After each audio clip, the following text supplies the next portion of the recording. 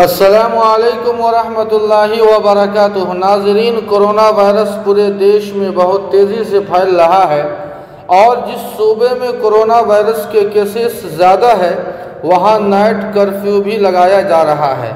आज बात करेंगे पड़ोसी राज्य उत्तर प्रदेश की, जहाँ पर मसाजिद में सिर्फ 5 अफराद को नमाज पढ़ने की अनुमति मिली है। नीज़ 9 बजे रात से कर्फ्यू नाफिज किया गया है।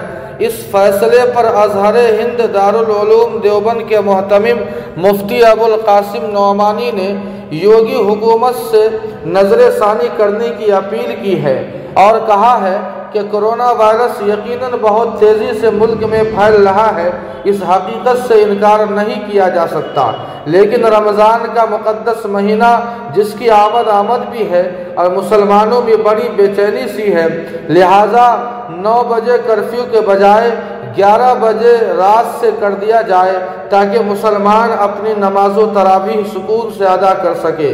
नीज़ इस बात पर अफसोस जाहिर करते हुए मुफ्ती अबुल कासिम नौमानी ने कहा है कि एक तरफ तो हुकूमत ने मजहबी मकामात बंद करने और 5 अफराद से ज़ायद नमाज न पढ़ने की हिदायत दी है, जबकि दूसरी तरफ सिनेमा घर और शराब खाने खुले हुए हैं।